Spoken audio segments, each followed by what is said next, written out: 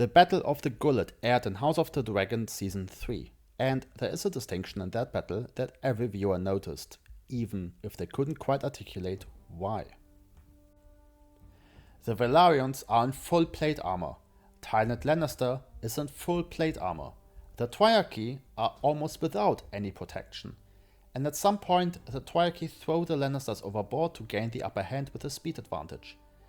The reasoning here is sound for any naval engineer. A full suit of plate armor weighs approximately 60 pounds. 100 men in full plate armor add 3 tons of extra weight, thus vastly decreasing your speed and maneuverability. The Battle of the Gullet is interesting because we are presented with 2 distinct systemic choices, each coming with trade-offs. Admiral Loha looks at Tyland as if his decision to wear full plate armor was foolish.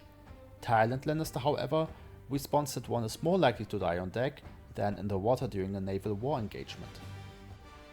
This makes the decision quite interesting.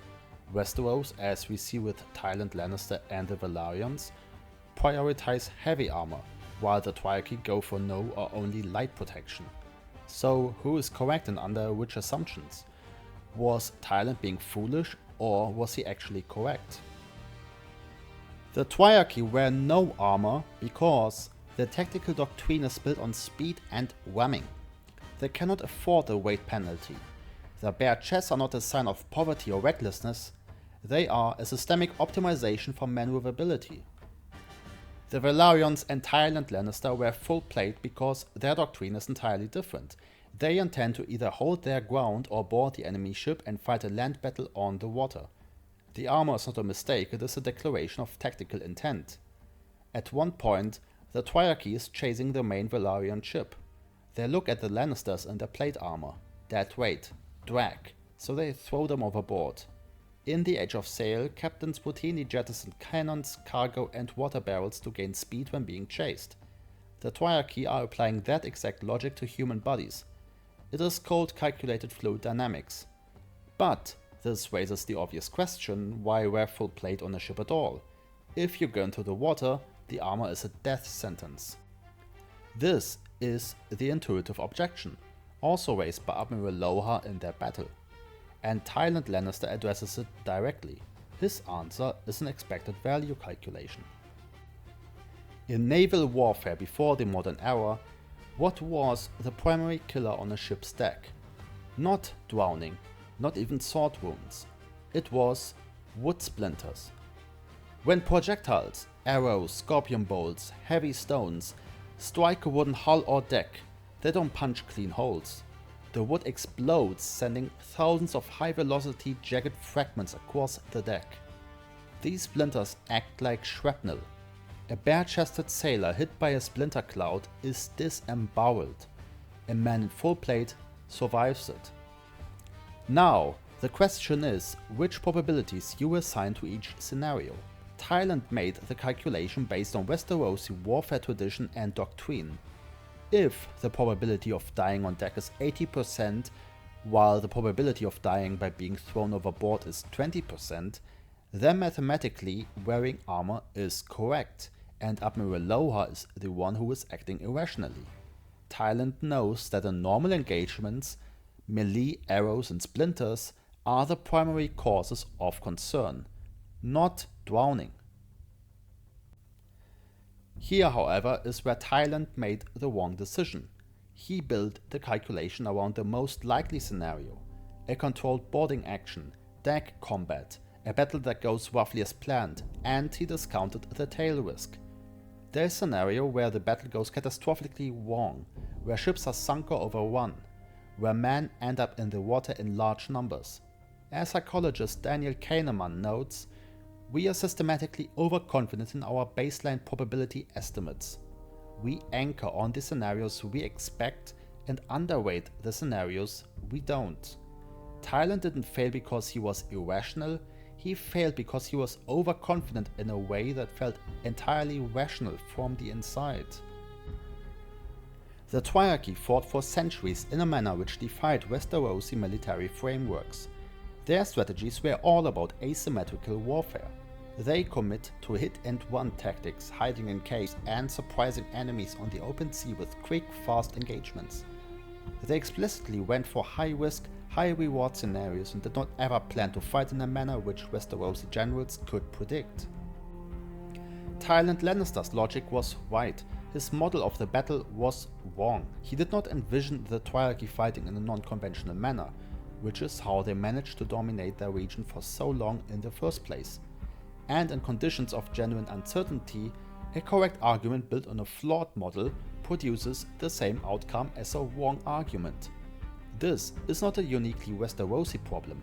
Militaries have been making this exact calculation for centuries. During the First Punic War, Rome faced Carthage, the dominant naval power of the Mediterranean. The Romans were exceptional heavy infantry and terrible sailors. Rather than fight a battle they were structurally unsuited to win, they invented the Corvus, a massive boarding bridge with a heavy spike that crashed into enemy ships and pinned them in place.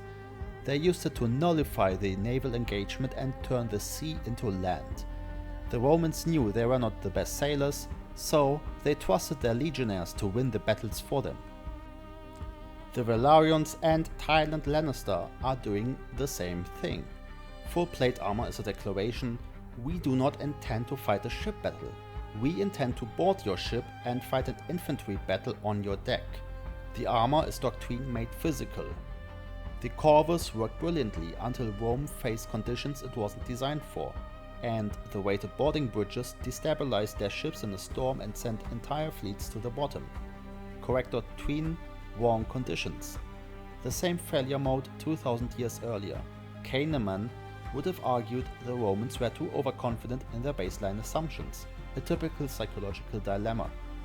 The Triarchy did not win the Battle of the Gullet because they had better values or more courage.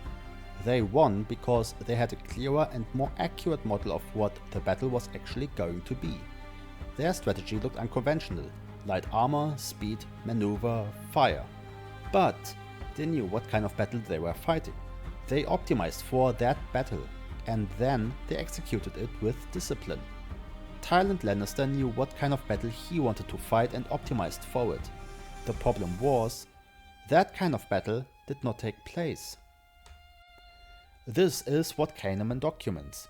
The expected value framework is a powerful tool. It is not a substitute for an accurate model of reality. When your probability estimates are wrong, when you have systematically underrated the scenarios that don't fit your plan, the expected value calculation you ran so carefully will fail you at exactly the moment you need it most. But here is what makes Loha's framework elegant. She optimizes holistically, while Tyland optimizes one aspect.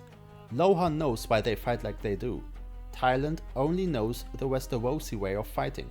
If you go for speed and maneuverability, then wearing no armor absolutely is the right strategy. Tyland should have seen this coming. But he was set in his rigid way of thinking as a Lannister noble. The question, armor or no armor, does not make sense if you ask it in isolation. It only makes sense if you apply it to the whole strategy of the battle itself. The way of fighting is a cultural expression in itself. The Triarchy are sailors first and foremost. This is what they know, so they optimize for it.